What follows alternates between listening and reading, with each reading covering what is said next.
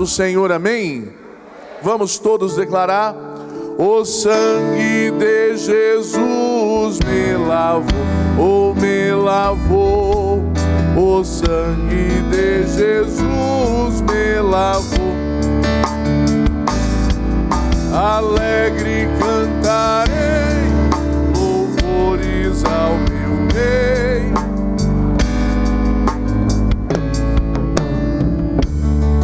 Amém, glória a Deus. Que nesta noite eu e você possamos adorar o nome do Senhor, exaltar e engrandecer a Ele, pois Ele é digno de honra, de glória e de louvor. Vamos adorar ao Senhor com o hino de número 526. Abaixa um pouquinho para mim o climatizador, Thales, fazendo favor. Deixa no mínimo, por gentileza. Hino de número 526. Grandioso és tu. Eu convido você que está aqui, você que está no seu lar, a juntos adorarmos e exaltarmos ao Deus Todo-Poderoso, pois Ele é digno de honra, de glória, e se não fosse Ele, nós não estaríamos aqui nessa noite. Aleluia! Senhor meu Deus, quando eu maravilhado contemplo a tua imensa criação, a terra e o mar e o céu todo estrelado me vem falar da tua perfeição. Toda a igreja. Então minha alma canta a ti, Senhor. Grandioso és tu, grandioso és tu.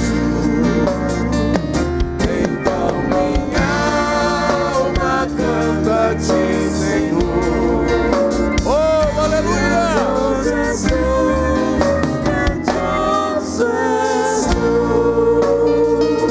Quando as estrelas estão de mim distantes, vejo a brilhar com vívido esplendor.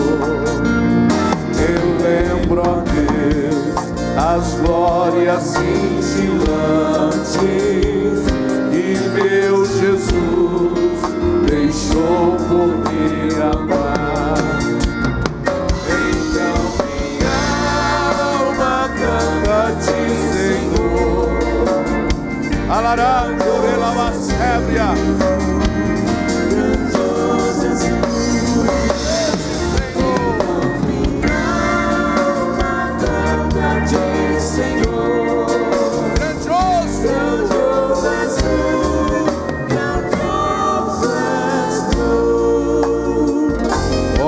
As florestas murmurando ao vento, e ao ver que tu plantaste cada pé, enquanto a cruz, o leito tão cruento, e no teu filho afirmo a minha fé.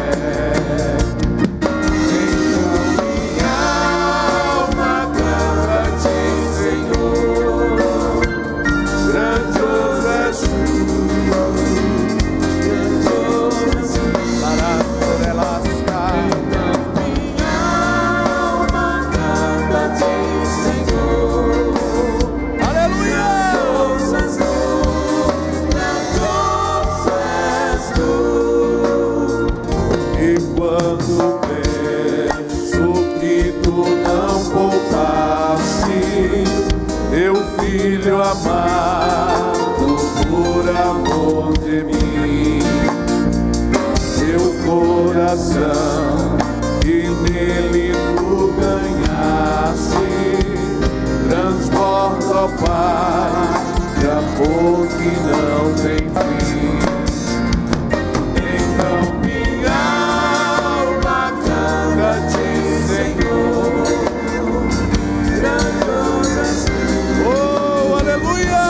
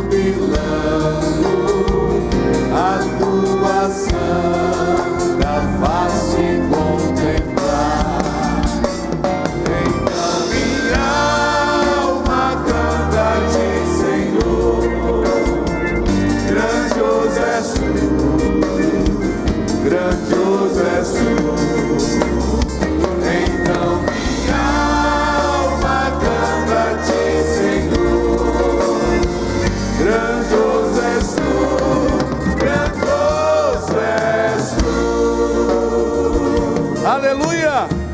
Quantos podem adorar o nome do Senhor nessa noite? Aleluia, Ele é fiel e logo virá nos buscar. Ainda adoremos ao Senhor com o hino de número 39. Alvo mais que a neve. Aleluia, a presença do Senhor é real neste lugar. Aleluia.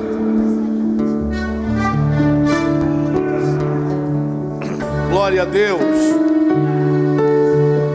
Bendito seja o Cordeiro que na cruz por nós padeceu. Bendito seja o seu sangue que por nós ali ele verteu. Eis esse sangue lavado com roupas que não alvação, os pecadores remidos que perante seu Deus já estão.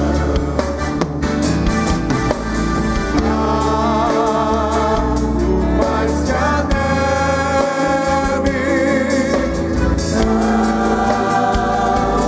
mais que a neve, sim, nesse sangue lavado, mais alto que a neve serei. Quão espinhosa a coroa que Jesus por nós suportou. Aleluia! Oh, quão profundas as chagas que nos provam quando Ele amou. Eis nessas chagas pureza para o maior pecador. Luz-me mais alto que a neve, o teu sangue nos toca, Senhor. Algo mais que a neve, algo mais que a neve, sim, neste sangue lavado, mais alto que a neve serei. Se nós a ti confessarmos e seguimos na tua luz, tu não somente perdoas, purificas também, ó Jesus. Aleluia! Sim, é de todo pecado, que maravilha de amor. Luz-me mais alto que a neve, o teu sangue nos torna, Senhor. Algo mais que a neve,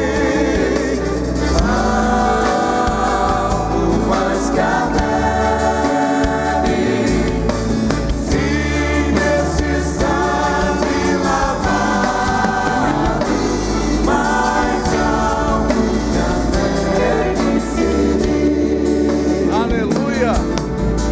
Todos podem dar uma salva de palmas para Jesus nessa noite. Eu costumo dizer que o culto de Santa Ceia é o culto mais especial que nós temos, pois aqui nós nos deparamos com duas coisas. Primeiro, a graça. e segundo o amor de Deus. Quando nós nos deparamos com graça e com amor, nós nos deparamos diretamente com o perdão imerecido. Nós não merecíamos estar aqui, mas esse Deus foi tão bom comigo e com você, que Ele nos trouxe aqui hoje, independente do que somos, do que fazemos, para nos dizer que nos ama e que Ele tem prazer em minha vida e na sua vida, e é poderoso para nos perdoar de todo o pecado. E quando o ser humano entende isso, quando o ser humano entende que a graça é um favor imerecido, que não depende dele, mas depende do Senhor, ele entende que o amor de Deus é incondicional. E eu não sei você, mas eu vim aqui nessa noite para adorar o nome dele. Eu vim aqui nessa noite para dizer o quanto ele é grande. Eu vim aqui nessa noite para dizer que Ele é o Senhor da minha existência, independente de qualquer coisa. Eu não adoro a Deus por aquilo que Ele faz, eu adoro a Ele pelo que Ele é. Porque Ele é o Senhor da minha existência, Ele é o Senhor da sua existência. Enquanto muitos desceram à sepultura, Deus lhe deu vida nessa noite para dizer que Ele é Senhor da tua existência, que Ele é Senhor da tua casa. E por mais que muitos estão parando, o nosso Deus está caminhando em favor daqueles que prosseguem em fé, porque a igreja não prossegue por vista, a igreja caminha por fé, e ela vencerá por fé. Vamos adorar o nome dele. Aleluia! Eu quero convidar você a sair da esfera natural para entrar no sobrenatural de Deus. Aleluia! Eras a palavra, e tudo é poderoso, esse nome é nome de Jesus. Poderoso esse nome é nome de Jesus. Poderoso esse nome é nome de Jesus.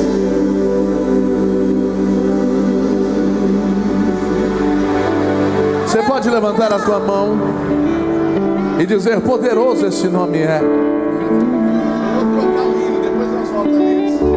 Glória a Deus.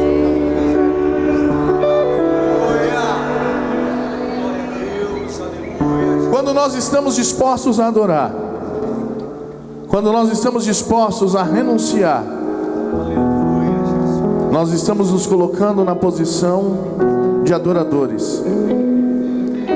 E não existe nada na terra que chame mais a atenção de Deus do que a adoração verdadeira e genuína.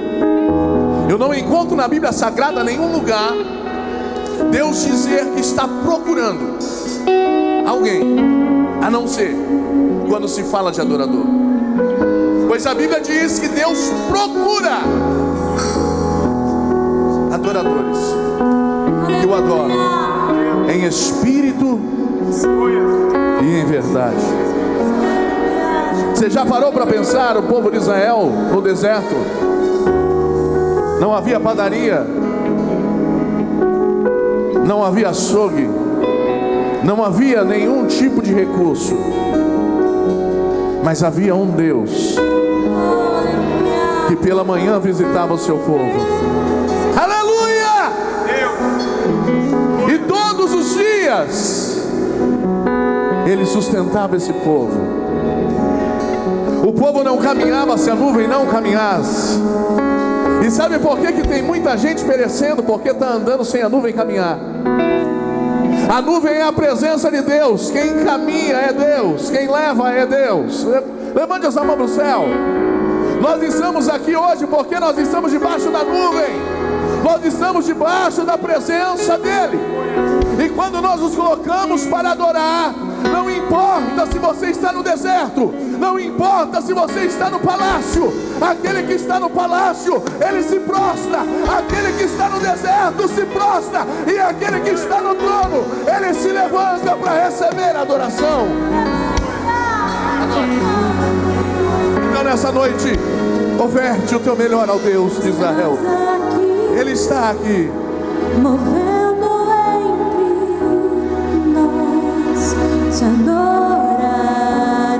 oh aleluia, Te adorarei. Estás aqui, mudando o destino.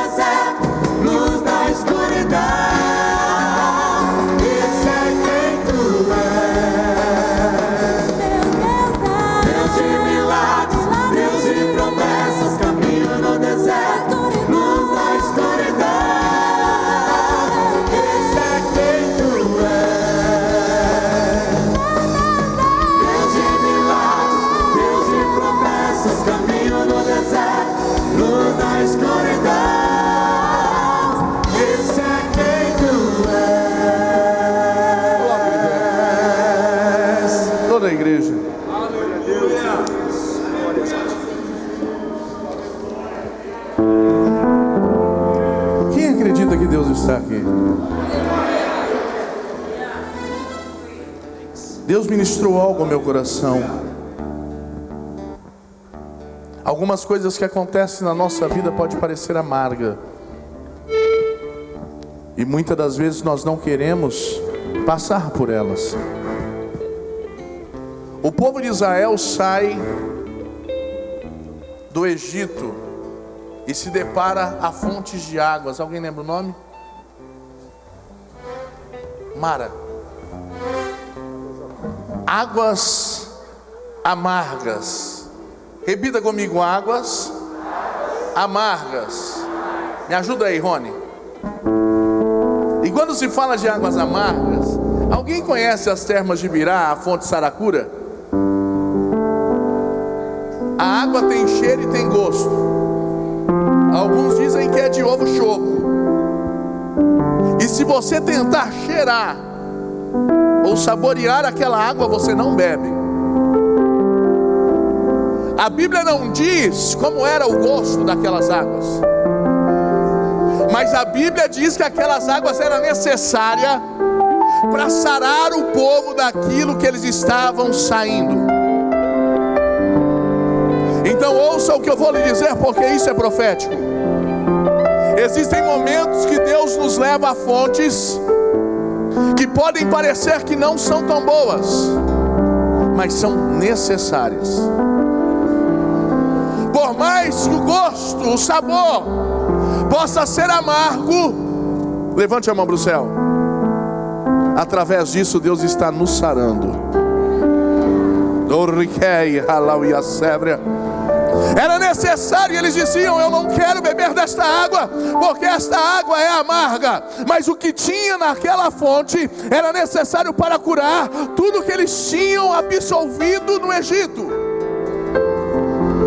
E existem algumas coisas que talvez pode acontecer na sua vida, que você pode dizer: eu não quero, é amargo, mas é Deus trabalhando ao teu favor. Quem acredita nisso? Será que você pode ser profeta de Deus para essa pessoa do seu lado, mantendo distância, dizendo para ela assim: não se preocupe, Deus está no controle.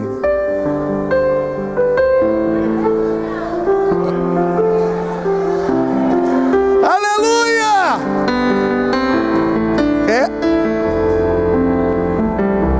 Existem coisas que Deus faz que o homem não entende. Tem um hino que eu pedi para eles agora, de supetão, que me veio à mente, que diz: que Deus é esse que está por perto, que fez o seu projeto no deserto. Que Deus é esse, que está por perto, que fez o seu projeto no deserto. Deus podia ter feito o projeto no palácio. Deus podia ter levado o povo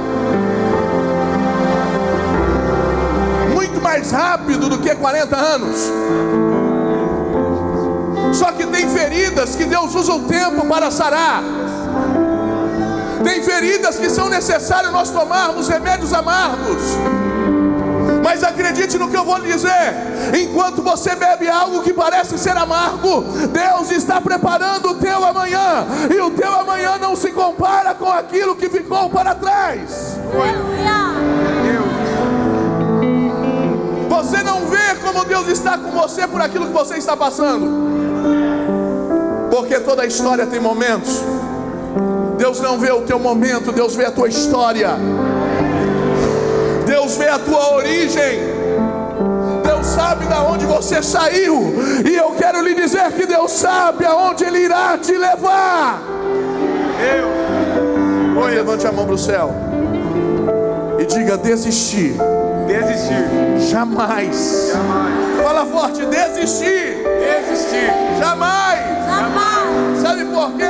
Porque deserto é lugar de aprendizado, e Israel é lugar de morada. Palácio talvez pode te matar, mas deserto não mata. Porque no deserto, Thales, crianças saiu com um chinelo, talvez número, eu não sei numeração de criança, mais ou menos 33.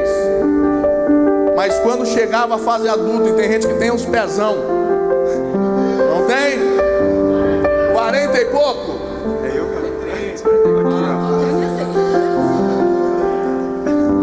O chinelo ou o sapato ia crescendo junto. Aleluia.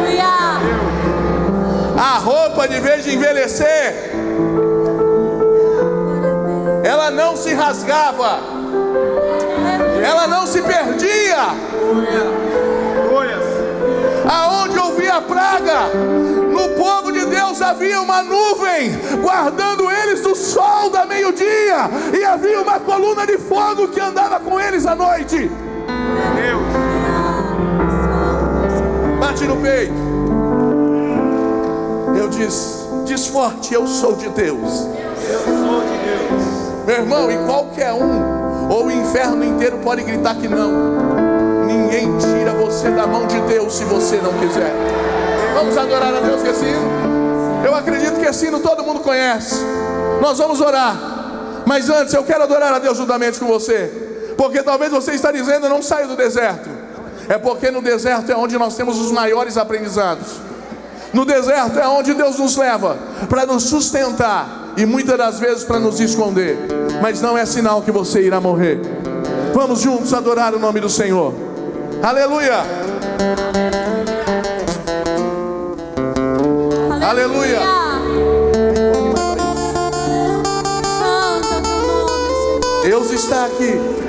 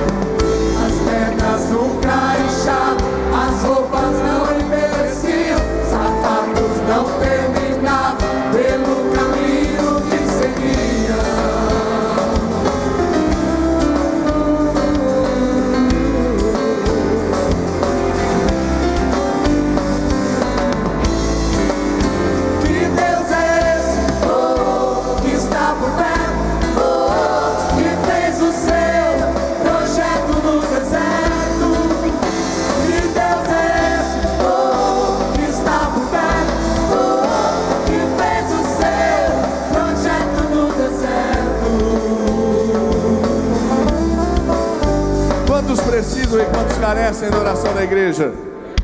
Ainda em pé como estamos. Cadê o Bernardo? Nós vamos também fazer a apresentação do Bernardo. Vem cá.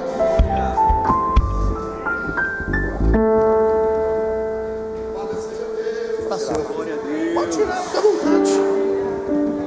Traz aqui o Bernardo. A paz do Senhor, irmãos. Amém. Quero aqui ler os pedidos de oração. Aquele que está fazendo aniversário hoje, já aproveita, vem para frente também. A irmã Raquel pede oração para sua mãe que não está bem.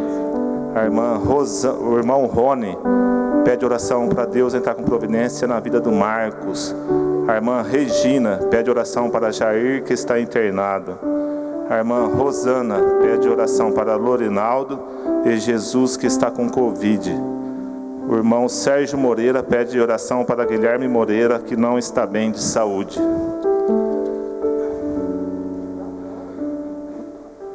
Apresentação do Bernardo, né? E os aniversariantes do mês de agosto. A irmã Simone, que é a esposa do presbítero Vando, né?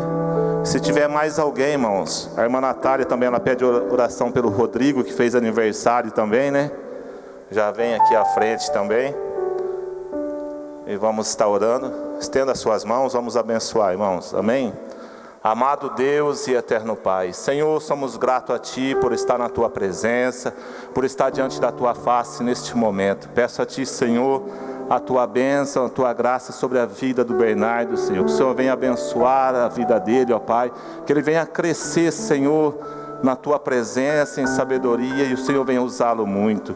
Senhor, abençoa também os aniversariantes desta semana, os Teus filhos que aqui estão, aquele que precisa de um milagre, aquele que precisa de uma bênção, que o Senhor venha alcançar de uma forma milagrosamente, Pai. É o que eu te peço e te agradeço em nome do Senhor Jesus. Amém? Vamos orar então, irmãos. Senhor nosso Deus, peço a Ti, Senhor, que venha abençoar a nossa cidade. Venha abençoar o poder legislativo, o executivo desta cidade. Venha abençoar cada empresa, cada comércio, Senhor. Aquele que precisa de um milagre, o Senhor venha alcançar. Abençoa a nossa nação, abençoa o nosso presidente, Pai. É o que eu te peço e te agradeço em nome do Senhor Jesus. Amém? Vamos dar o brado, irmãos? Catanduva é uma bênção. Catanduva é uma bênção. Catanduva é do Senhor Jesus. O Brasil é uma bênção. O Brasil é uma bênção. O Brasil é do Senhor Jesus. Amém?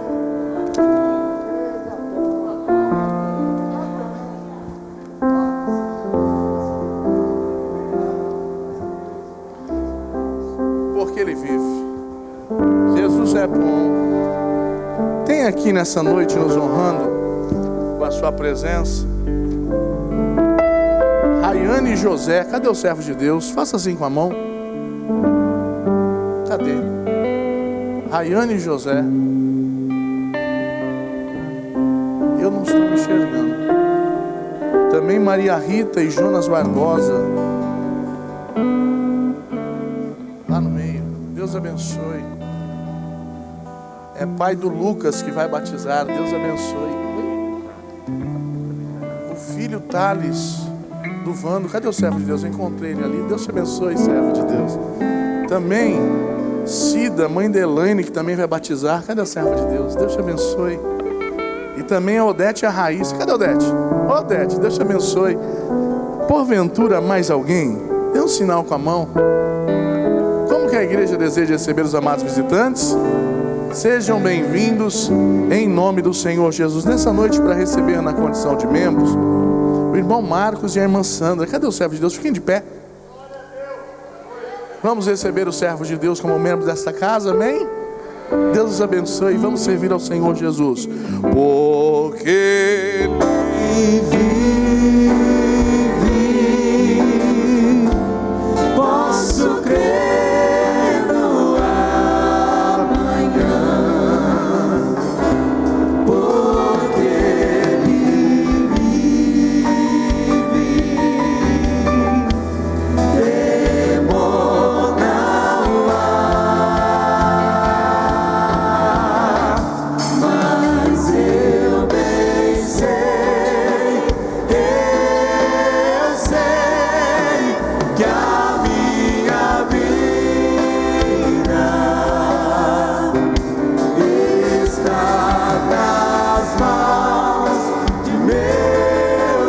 Jesus, que vivo está.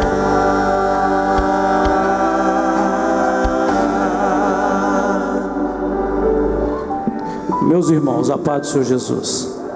Louvamos a Deus pela oportunidade maravilhosa que o Senhor nos concede nessa noite. Dias difíceis, mas estamos firmes e fortes na presença do Senhor. E o Senhor tem sustentado a cada um de nós. O pastor Lucas citou aqui que hoje é um culto especial. Eu vou um pouquinho mais além. É um culto mais do que especial, porque hoje temos também o batismo. Não é verdade? Estamos aqui cumprindo as duas ordenanças que o Senhor deixou para a igreja: o batismo e a ceia do Senhor. Ou a ceia do Senhor e o batismo, tanto faz. E eu costumo sempre dizer para os irmãos que vão descer as águas batismais e para os irmãos novos convertidos, que as duas decisões mais acertadas do ser humano, do homem e da mulher, é aceitar Jesus como seu único e suficiente Salvador. E a segunda, não menos importante do que essa, é se batizar, passar pelo batismo. É muito importante para a vida espiritual do cristão. Muitos não querem esse compromisso de se batizar, porque é um compromisso a mais com a igreja, se torna membro do corpo de Cristo. E outro detalhe também, a partir do momento que a pessoa testa o tanque batismais, eu tenho certeza que esses candidatos ao batismo, durante essa semana, foram ainda mais provados, foram ainda mais perseguidos, mas venceram e estão aqui para a honra e glória do Senhor. Provas virão, mais lutas, mais guerras, mas o Senhor está contigo na batalha. Deus não desampara, irmãos, porque está se cumprindo o mandamento de Deus na vida deles. Jesus não necessitava ser batizado, Jesus não tinha pecado. E o batismo de João era o seguinte, a pregação de João: arrependei-vos, raça de víboras, porque é chegado o reino de Deus. Mas Jesus se apresenta a João, e João olha para Jesus e diz assim: eu preciso ir a ti, e tu vem a mim? Jesus diz assim: faça para se cumprir a justiça de Deus. Então os irmãos que estão passando pelo batismo estão cumprindo a justiça de Deus, estão passando pelo processo da obediência ao Senhor. E a Bíblia diz que a obediência atrai bênçãos de Deus para nossas vidas. Amém, irmãos? Eu quero ler com os irmãos Isaías capítulo 53. Eu vou ser rápido e objetivo. Tá, irmãos? Temos o culto de ceia e temos também o batismo. E o culto precisa acabar um pouco mais cedo. Isaías 53, eu quero ler com os irmãos do versículo 1 até o versículo 9. Todos encontraram? Digam amém. Quero que todos achem para a gente acompanhar juntos a leitura, irmãos. Amém? Diz assim a palavra do Senhor: quem deu crédito à nossa pregação? E a quem se manifestou braço do Senhor? Porque foi subindo como renovo perante ele, e como raiz de uma terra seca. Não tinha parecer nem formosura, e olhando nós para ele, nenhuma beleza víamos para que o desejássemos. Era desprezado e o mais indigno entre os homens, homem de dores, experimentado no trabalho, e como um de quem os homens escondiam o rosto. Era desprezado e não fizemos dele caso algum. Verdadeiramente, ele tomou sobre si as nossas enfermidades, e as nossas dores levou sobre si. E nós o reputamos por aflito, ferido de Deus e oprimido. Mas ele foi ferido pelas nossas transgressões e moído pelas nossas iniquidades. O castigo que nos traz a paz estava sobre ele, e pelas suas pisaduras fomos sarados. Todos nós andamos desgarrados como ovelhas, cada um se desviava pelo seu caminho, mas o Senhor fez cair sobre ele a iniquidade de nós todos. Ele foi oprimido, mas não abriu a boca. como um cordeiro foi levado ao matadouro, e como a ovelha muda perante os seus tosqueadores, ele não abriu a boca. Amém, irmãos? Eu gosto muito, irmãos, do livro do profeta Isaías. Dos profetas maiores e menores, os dois livros que eu gosto mais é Isaías e Daniel. Isaías, ele foi intitulado príncipe dos pregadores do Antigo Testamento. A mesma importância que Paulo teve para a igreja no Novo Testamento, Isaías teve também no Antigo Testamento. Ele é intitulado também o profeta messiânico. Por que o profeta messiânico? É o profeta que mais profetiza acerca da vida, ministério, obra, morte e ressurreição de Cristo. É o que mais fala de Jesus, foi o profeta Isaías. Nele contém todos os ensinos sobre Jesus. Também outro fato interessante sobre o livro de Isaías, alguns dizem que é o livro, a Bíblia dentro da Bíblia. Por quê? Porque a nossa Bíblia, todo mundo sabe, contém 66 livros. Isaías contém 66 capítulos.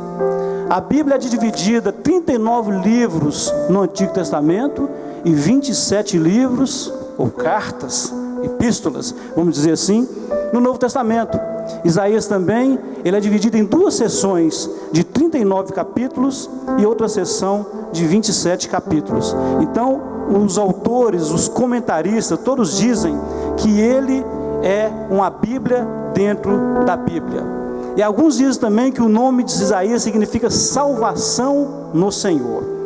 Esse capítulo 53 do livro de Isaías, esses 7 versículos a qual nós lemos aqui, me chama a atenção porque ele faz um resumo da vida de Jesus. Nesse capítulo aqui de Isaías, do versículo 1 até o versículo 9, nós vamos ver todo o processo que o nosso Senhor e Salvador Jesus passou. Nós podemos também dividir esses 7 versículos em 3 etapas diferentes, para a gente resumir a mensagem e passar para os irmãos de forma rápida e objetiva, para que nós possamos entender o que o Senhor está querendo dizer. Do capítulo 1 ao versículo 3, Isaías frisa a humilhação e o sofrimento de Cristo. Do capítulo 4 ao capítulo 6, Isaías frisa a expiação de Cristo, a morte expiatória de Cristo. E o versículo 7, Isaías frisa o silêncio de Cristo perante o seu sofrimento, perante os seus acusadores. E no capítulo 1, no versículo 1 ao versículo 3, Isaías está frisando aqui o sofrimento de Cristo na cruz do Calvário, a humilhação de Cristo perante o processo que ele passou desde o seu nascimento até a sua morte. Se nós formos olhar pela Bíblia, pela vida de Cristo, o seu nascimento já foi uma humilhação. Porque Paulo, escrevendo aos Filipenses capítulo 2, versículos 7 e 8, ele diz assim: porque ele aniquilou-se a si mesmo, tomando a forma de servo, fazendo-se semelhante aos homens, achado na forma de homem, humilhou-se a si mesmo, sendo obediente até a morte e morte de cruz. O que eu acho interessante aqui, irmãos, que Deus, Jesus, ele abriu mão, a Bíblia diz que ele deixou por um espaço de tempo o seu trono de glória, para tornar-se semelhante aos homens. Isso em si já é uma humilhação para Jesus, porque ali ele ficou limitado, ele ficou despido dos seus atributos. Ele se tornou-se homem, ele ficou em contato direto com os pecadores, ficou limitado. O que eu acho interessante, irmãos, que ele foi submisso à sua própria lei. A Bíblia diz que Jesus cumpriu toda a lei de ponta a ponta. Agora, como pode alguém, se nós pegarmos um país onde é registro por um autocrata, ele mesmo rege a sua lei. E ele não fica de forma alguma debaixo da lei. Mas Jesus, sendo o autor da lei, ele foi e cumpriu a lei por nós. O homem em si próprio, ele não tinha condições de cumprir a lei. Mas Jesus foi lá e cumpriu a lei por nós. E que eu acho interessante também, que Jesus, ele nasceu num ambiente humilde, de forma humilde, de paz humilde. Isaías aqui destaca, frisa aqui, nas minhas palavras, que Jesus foi um rei sem características de rei, despido de características de rei. Olha que interessante, irmãos. Se ele quisesse, ele poderia ter nascido num palácio. Se ele quisesse, ele poderia viver pompas de rei. Mas ele nasceu de forma humilde. Normalmente, quando se nasce alguém influente, quando nasce alguém importante, dá-se um grande destaque para essa pessoa. No nascimento de Jesus, quem estava presente eram os animais. Não tinha ninguém ali para cortejar, não tinha ninguém ali para bajular, vamos dizer assim. Isaías frisou também algo interessante: não tinha parecer nem formosura.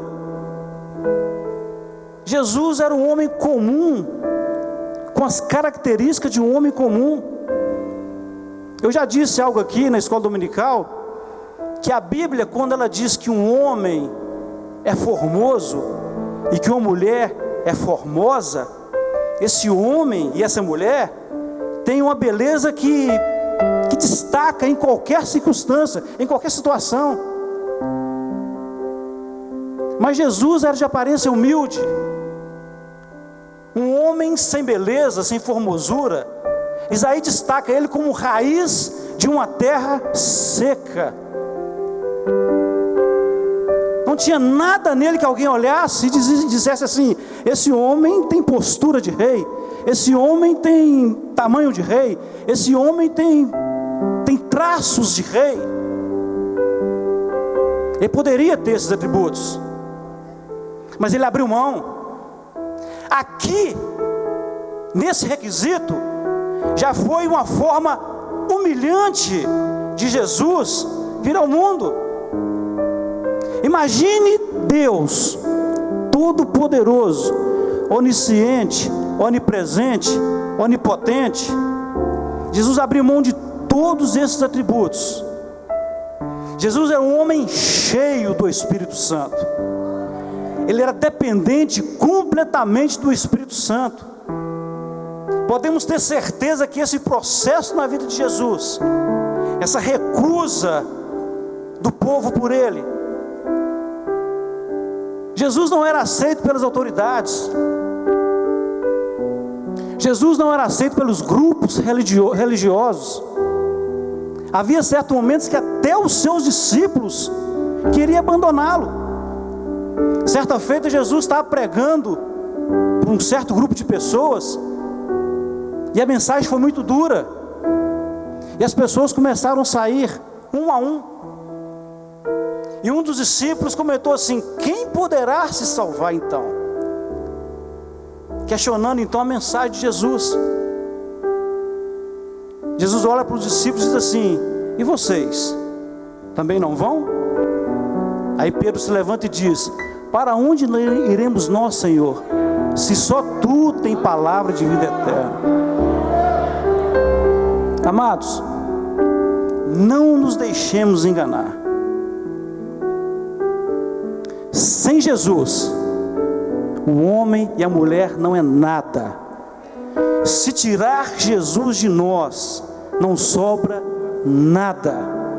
Nós somos 100% dependentes de Jesus. Agora, toda essa humilhação, todo esse processo de abrir mão de um trono de glória, assemelhar-se ao ser humano, teve uma só motivação: a minha vida e a sua vida.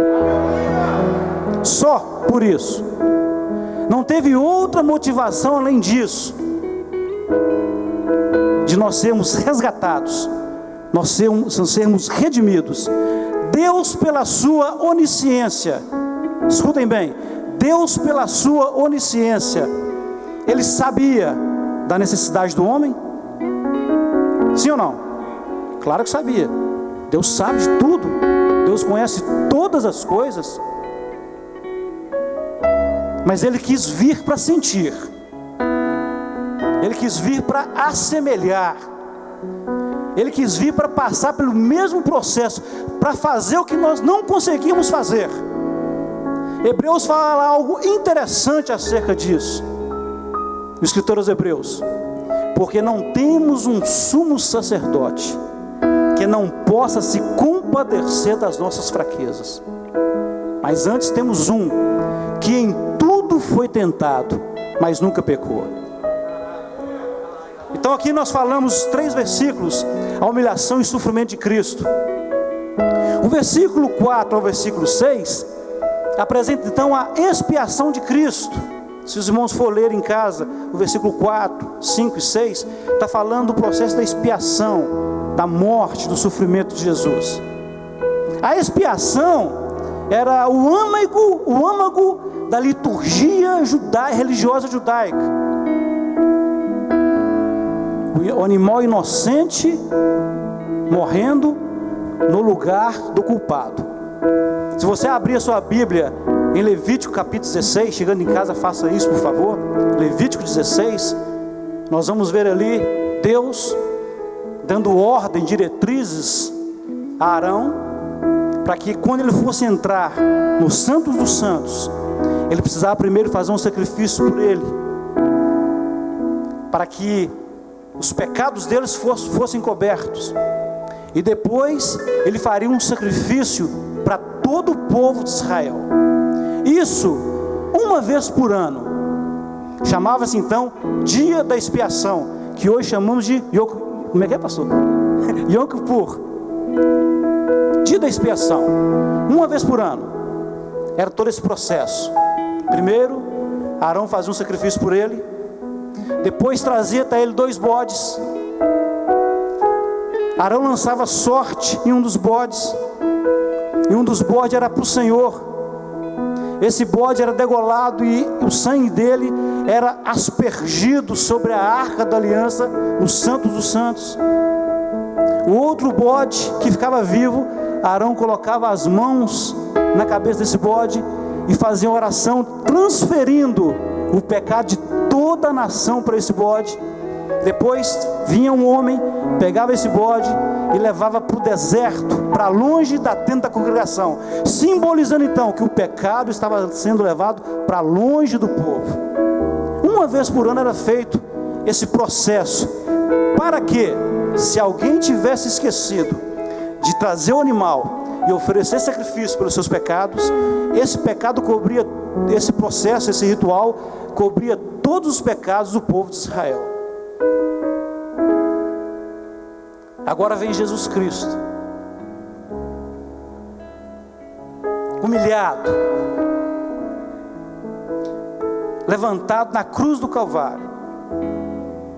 E a Bíblia diz que quando Jesus morre, o véu do templo se fende de cima até embaixo. O véu desse templo era o véu do Santo dos Santos, a qual eu falei que Arão entrava uma vez por ano para oferecer sacrifício pelo povo. Então Jesus faz essa expiação, o inocente, o Cordeiro. João Batista intitulou ele como Cordeiro de Deus, que tira o pecado do mundo. Agora aquele Cordeiro inocente, sem pecado, fazendo o processo da expiação, para que hoje eu e você estivéssemos aqui participando do corpo e do sangue de Cristo. A Bíblia diz que o véu se rompeu de cima e embaixo. A partir daquele momento, não era necessário mais esse sacrifício. A partir daquele momento, animais iam parar de morrer. Alguém falou uma coisa interessante certa feita, eu achei legal o que ele falou.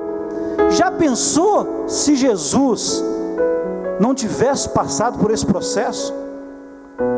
Já pensou se estivéssemos ainda nas práticas antigas, nos rituais antigos?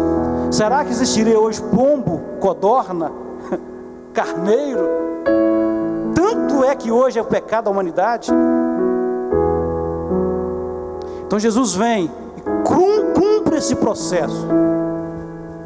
Jesus morre. Aí João diz algo interessante, todo mundo conhece o versículo, capítulo 3, versículo 16.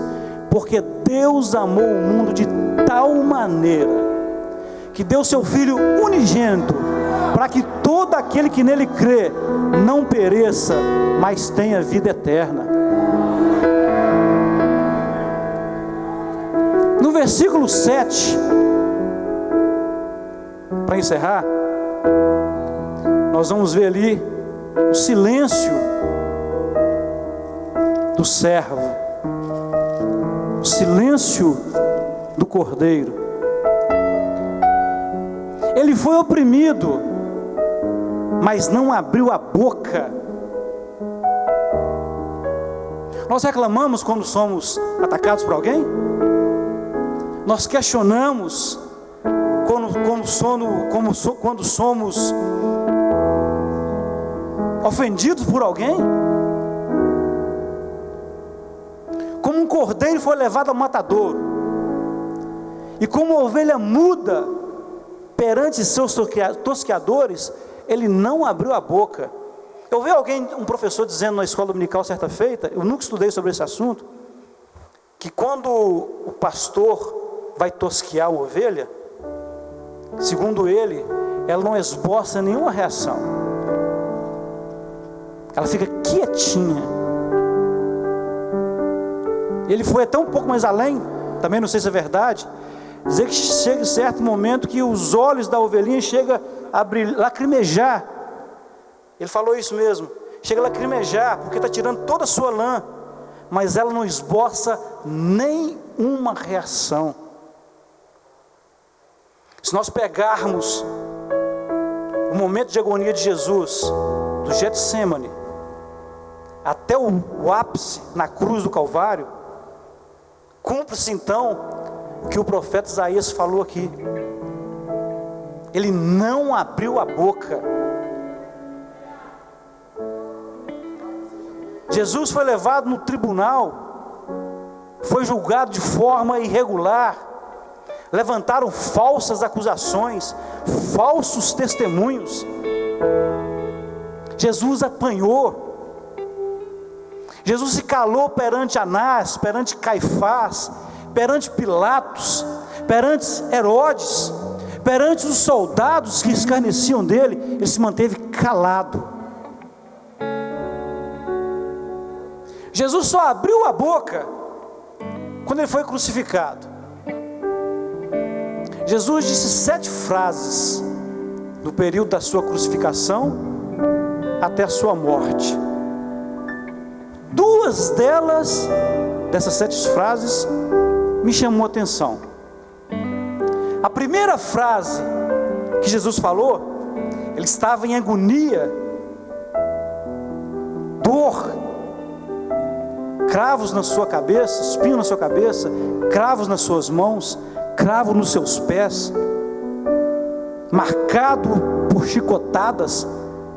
Segundo alguns historiadores, as chicotadas foram tão profundas que podia-se ver alguns órgãos de Jesus. Tamanho sofrimento.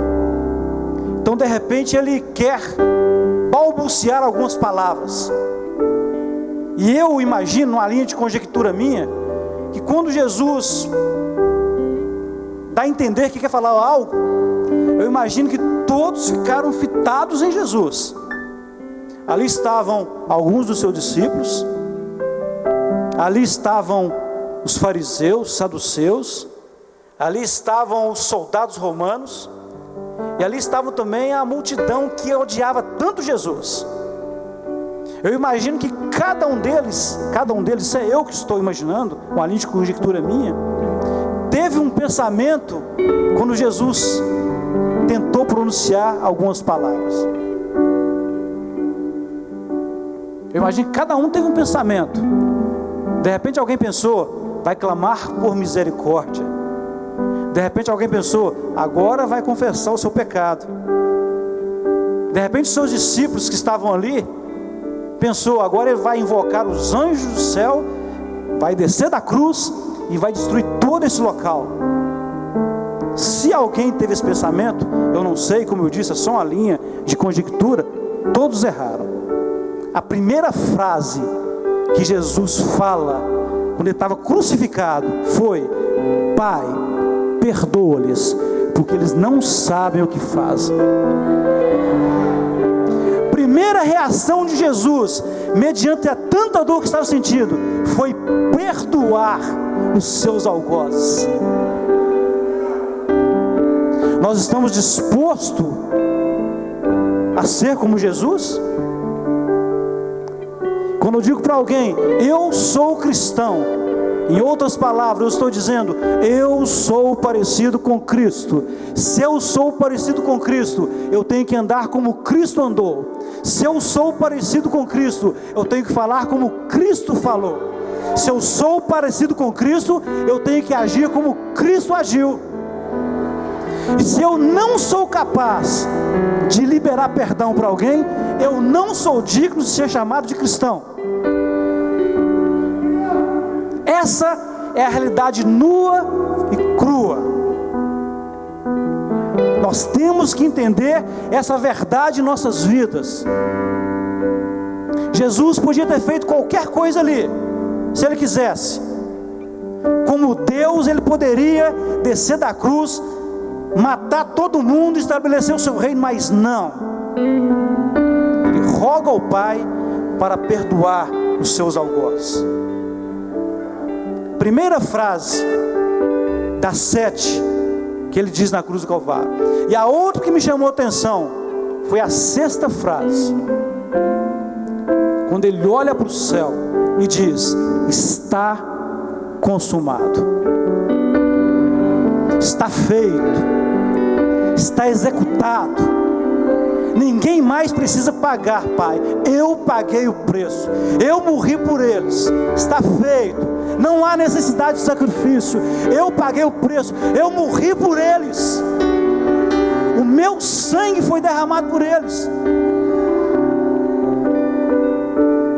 Nós vamos agora participar, irmãos, da Santa Ceia do Senhor.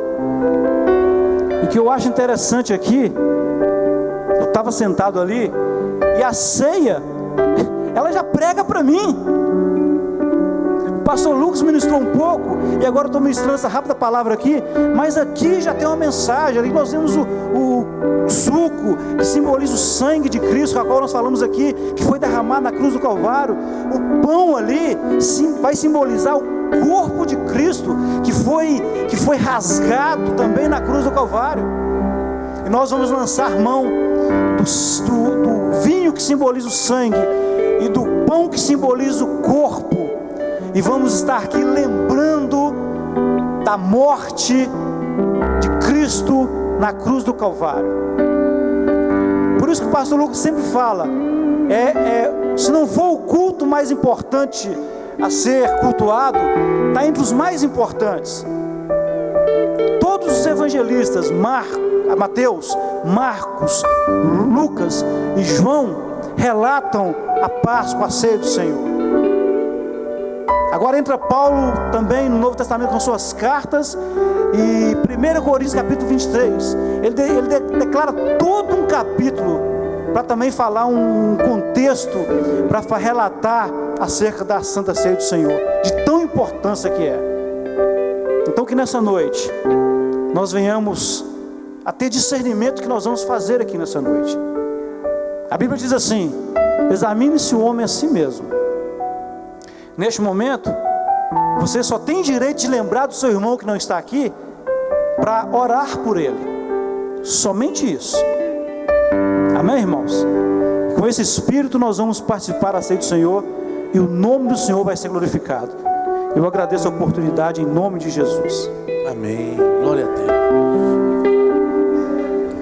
Lucas, Elaine e Vera. Cadê o Vando? Desce lá na água. Não está tão gelado.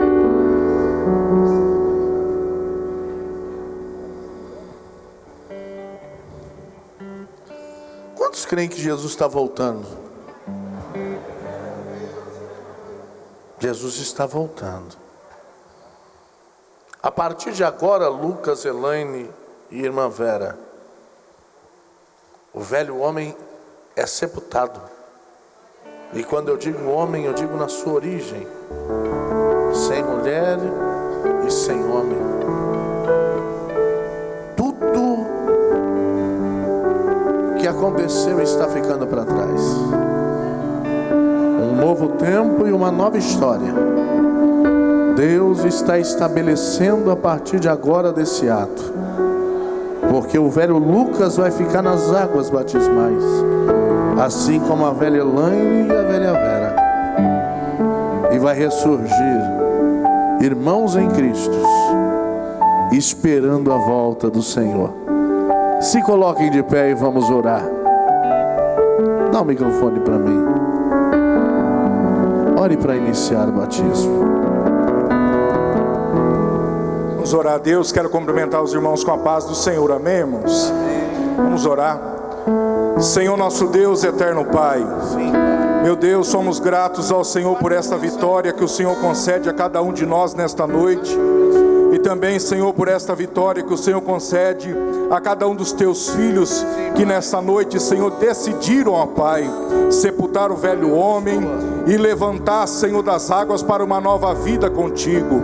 Que não venha faltar, Senhor, nessa trajetória de fé, a tua graça, Senhor, meu Deus, a sabedoria, a tua presença, meu Deus, sobre a vida deles. Que o Senhor continue abençoando a vida de cada um, ó Pai.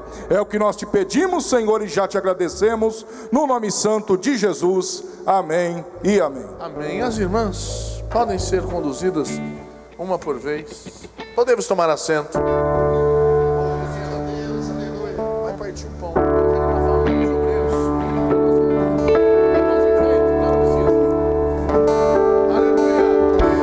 Eis que vejo os céus abertos, o esposo está chegando, rodeado por seus anjos. Aleluia! Revestido de esplendor, nunca vi tanta beleza.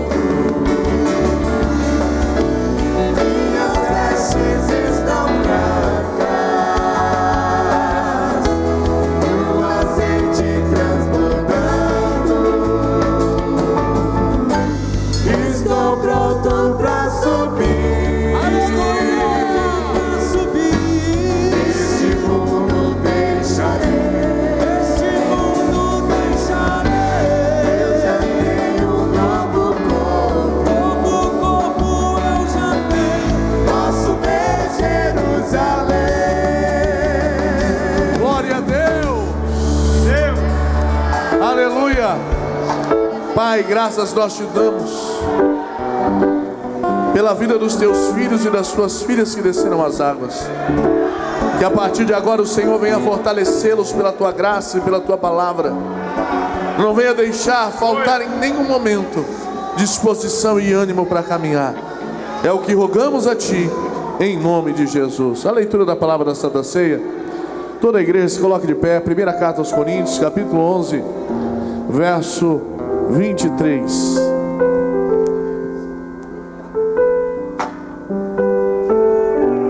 Glória a Deus. Cumprimento a todos com a paz do Senhor Jesus. Quem está feliz com Jesus nessa noite? Graças a Deus. 1 Coríntios, capítulo 11, do verso 23 a seguir. Quem achou, diga amém. Que diz assim: porque eu recebi do Senhor o que também vos ensinei, que o Senhor Jesus, na noite em que foi traído, tomou o pão, e tendo dado graça, o partiu e disse: tomai e comei, isto é o meu corpo que é partido por vós, fazei isto em memória de mim. Semelhantemente também, depois de cear, tomou o cálice, dizendo: este cálice é o novo testamento no meu sangue, fazei isso todas as vezes que beberdes em memória de mim. Porque todas as vezes que comerdes este pão e beberdes este cálice, anunciai a morte do Senhor até que venha. Portanto, qualquer que comer este pão ou beber o cálice do Senhor indignamente, será culpado do corpo e do sangue do Senhor. Examine-se, pois, o homem a si mesmo, e assim coma deste pão e beba desse cálice. Porque o que come e bebe indignamente, come e bebe para a sua própria condenação, não discernindo o corpo do Senhor. Por causa disto, há entre vós muitos fracos e doentes, e muitos que dormem. Porque se nós julgássemos a nós mesmos, não seríamos julgados. Mas quando somos julgados, somos repreendidos pelo Senhor, para não sermos condenados com o mundo. Portanto, meus irmãos, quando vos ajuntais para comer, esperai uns pelos outros. Mas se alguém tiver fome, come em casa, para que não vos ajunteis para a condenação. Quanto às demais coisas, ordená-las-ei quando for ter convosco. Amém.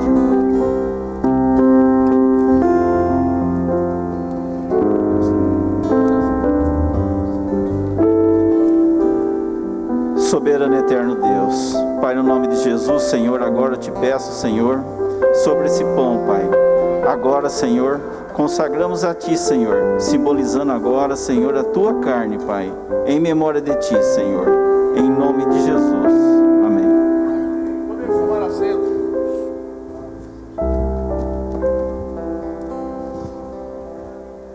Aleluia.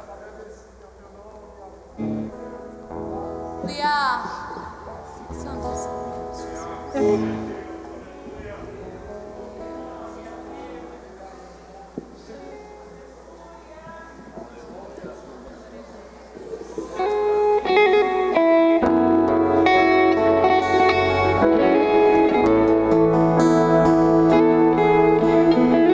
Porque se Deus estiver contigo, tudo e todos podem estar contra ti, mas tu é mais do que vencedor em Cristo Jesus. Há alguém aqui no altar que não tomou do pão? Há alguém na nave da igreja que esteja na perfeita comunhão? Comamos todos em memória do Senhor Jesus, até que Ele venha para nos levar para sempre, para estarmos com Ele.